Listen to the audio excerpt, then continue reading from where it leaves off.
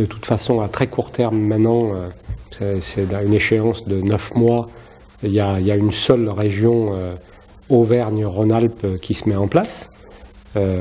Et pour la CAPEB, c'est un changement et une évolution qui devient inéluctable, parce qu'on ne pourra pas se présenter devant la future région et ses élus avec deux têtes de pont.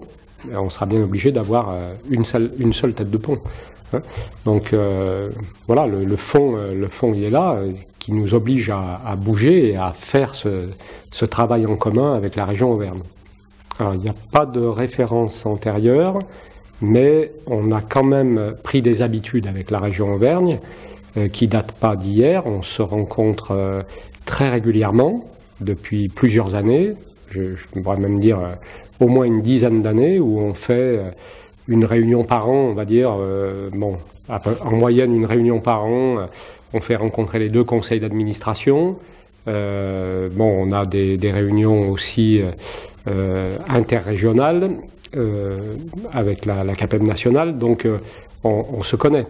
Et puis, on a pris quand même quelques habitudes de changement, c'est-à-dire qu'on a mis en place dans les deux régions, je parle de celle que je connais le mieux, c'est Rhône-Alpes, mais en région Auvergne aussi, déjà des actions mutualisées, des services mutualisés, qui fait qu'aujourd'hui, et puis il y a des CAPEB aussi, des CAPEB départementales qui ont fusionné, notamment chez nous dans l'Isère et la Loire, il y a déjà des gens qui ont créé, mis en place des fusions de structures. Donc on n'est pas complètement vierge, je dirais, dans un chantier comme celui-là.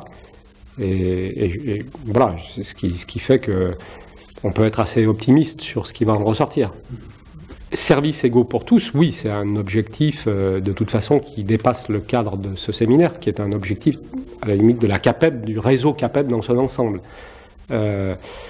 Mais je crois que, pour revenir à notre contexte là, du séminaire Auvergne-Rhône-Alpes, il faut repartir de quelque chose de plus modeste et surtout de plus court terme. C'est-à-dire que je pense qu'au départ, nous, le premier projet, c'est un projet politique, encore une fois, qu'on doit construire ensemble.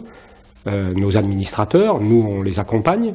C'est un projet politique des deux régions pour demain avoir une représentativité forte vis-à-vis des pouvoirs publics régionaux, mais aussi vis-à-vis sur le terrain des communautés de communes, des métropoles, des pôles métropolitains, enfin de toute cette réforme territoriale là qui nous oblige à être très présents syndicalement.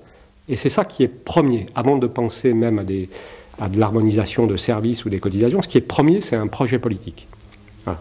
Ensuite, effectivement, il y a forcément une étape où on doit aussi penser à s'organiser ensemble, partager ou mutualiser des services. On l'a déjà fait, encore une fois, dans les deux régions, donc on ne part pas de rien.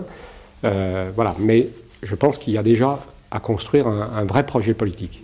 Alors la mutualisation, on met ce mot-là à toutes les sauces et il faut y faire attention parce que, il y a des représentations très diverses derrière le mot mutualisation et il peut aussi faire peur.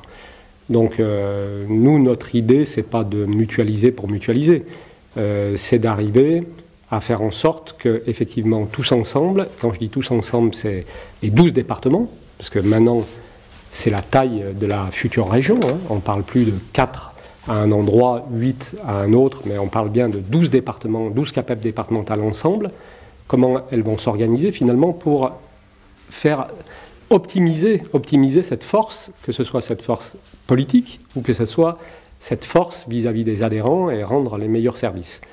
C'est certain qu'on a intérêt, je pense, à faire un inventaire, peut-être à identifier aujourd'hui les actions, les projets, les services qu'on pourrait mutualiser ensemble, hein, sans forcément d'ailleurs que ce soit des services régionalisés.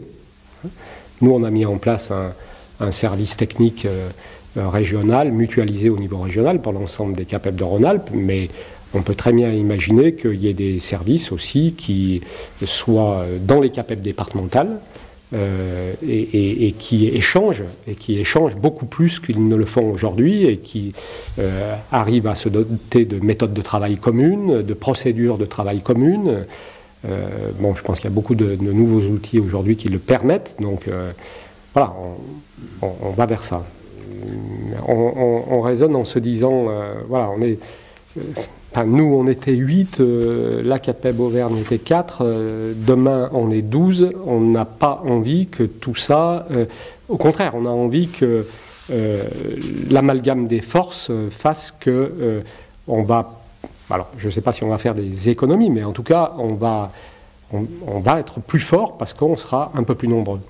Et on n'a pas envie de créer de nouvelles structures ou d'avoir des déperditions. Voilà, même si...